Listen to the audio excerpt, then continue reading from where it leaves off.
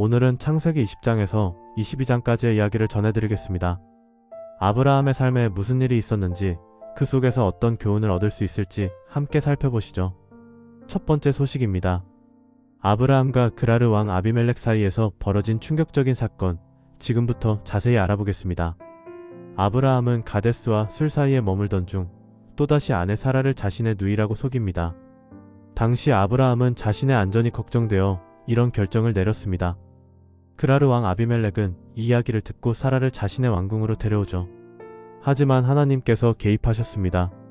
꿈속에서 아비멜렉에게 나타나 경고하십니다. 너 큰일 날 뻔했다. 그녀는 이미 결혼한 여인이다.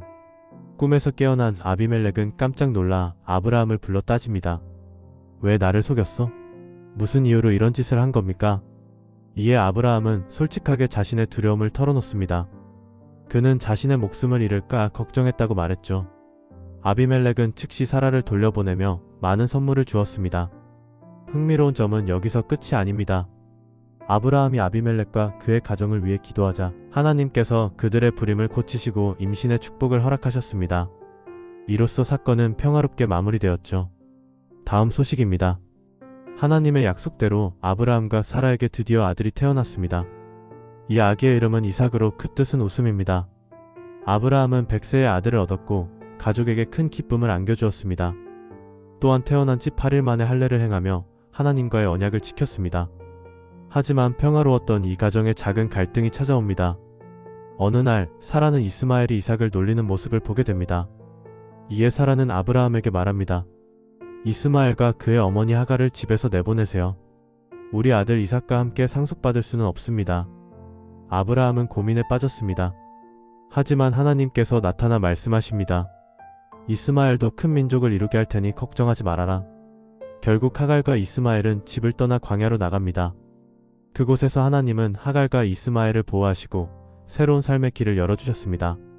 한편 아비멜렉은 다시 아브라함을 찾아와 화해의 손길을 내밉니다. 그들은 브엘세바에서 평화협정을 맺었고 아브라함은 그곳에 에셀 나무를 심으며 하나님의 이름을 불렀습니다. 아브라함과 아비멜렉은 이제 서로를 존중하는 관계로 발전하게 되었습니다. 마지막 소식입니다. 하나님께서 아브라함의 믿음을 시험하시기 위해 뜻밖의 명령을 내리십니다.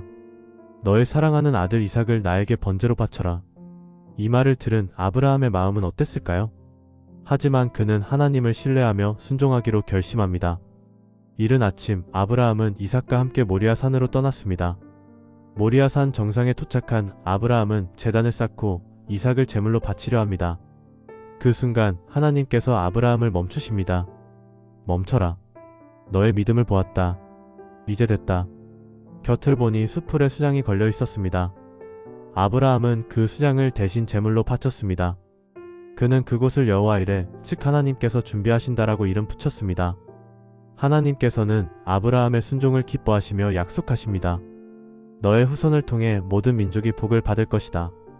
이 사건은 아브라함의 믿음과 하나님의 신실함을 보여주는 중요한 장면으로 남았습니다. 오늘의 이야기는 여기까지입니다. 아브라함의 삶은 우리에게 큰 교훈을 주고 있습니다.